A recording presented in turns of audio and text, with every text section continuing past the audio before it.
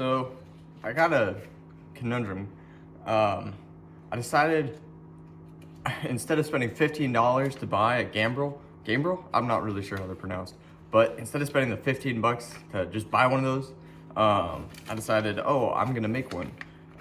So if you don't know what that is, it's a device used for hanging or for suspending slaughtered game, according to Merriam-Webster.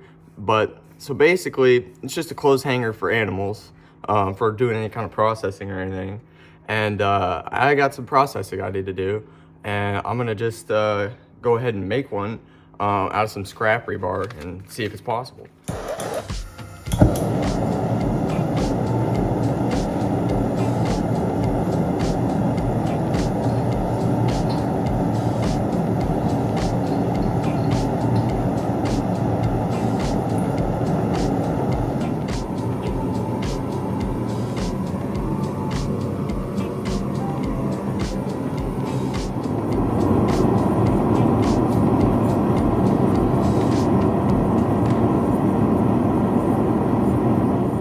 So first things first here, we got to get the points on the end, kind of bring it down to a better taper and make kind of almost a sharp point on the end there. And then we add an upward curve to it, kind of a U shape on the end of the hook there to make sure anything hanging on that stays on, and gives it a good kind of almost a locking effect to it to make sure nothing goes falling off the hanger there.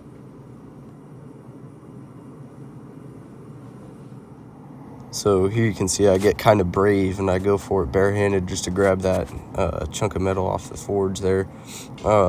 It's such a long piece of metal that heat's not going to transfer that far up the bar, and that way I can just get a good hold of it, and it's super handy. I don't got to mess around having tongs or anything like that, and adding another tool into the mix versus this, I can just use my hand.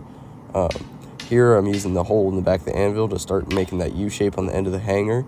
And it's starting to turn out kind of. You can see where it's going to end up in the finished product.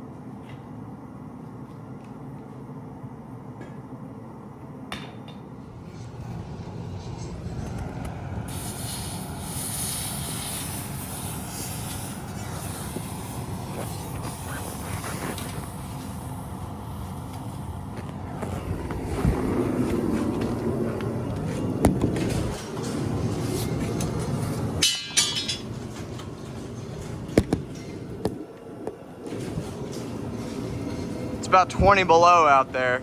It's a little chilly, but that thing definitely gets the shop a little warmer. And so here I'm putting that final bend in it and kind of making that coat hanger shape, but I wasn't really sure what exactly I wanted it to look like. I had a couple different things in mind and some more complicated drawings and stuff, but in the end I decided I really didn't need to make it all that complex or complicated or anything, so I just went with really simple, just boomerang shape, and everything seemed to work out really well in the end.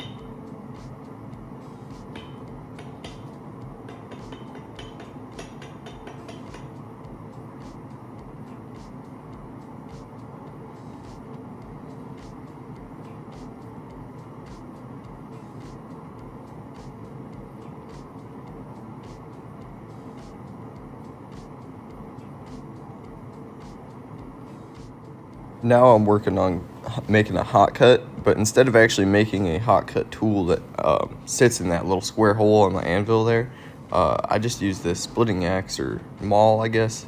It's really neat, and I've been using it like this for a long time, and it's never really taken any damage. It's always stood up to the abuse, as some would call it, but I've been pretty happy with the results.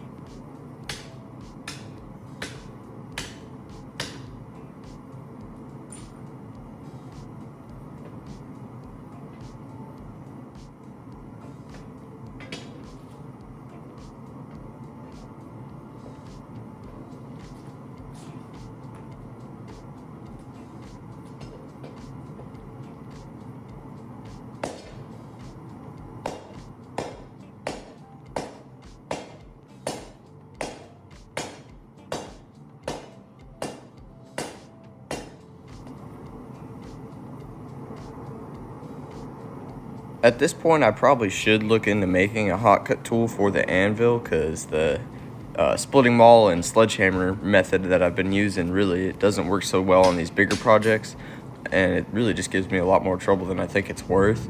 And I may do that in another video, but at the moment, I'd kind of just keep pushing on through and just being stubborn and trying to make the hot cut, well, the hammer and the anvil and that little sledge work, but it's pretty ineffective, so definitely gonna start looking into making some better tools here.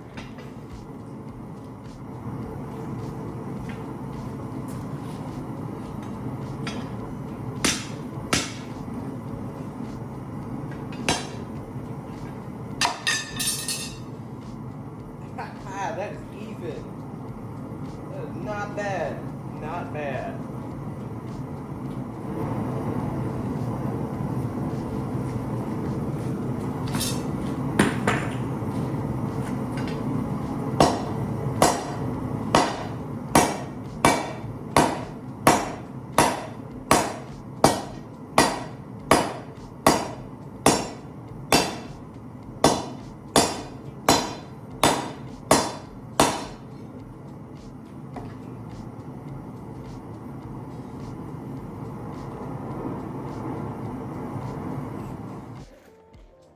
So it's a little bit lopsided, but I mean, I also didn't do any measuring or anything. It was all just kind of by feel. And it doesn't really matter, because once I get it hanging, the weight's gonna kind of even itself out. And even if it hangs a little over, you know, and that's the center, and there's a little weight on one side or the other, it'll be fine. And I'm pretty happy with how this turned out. Now I gotta hang it on the ceiling and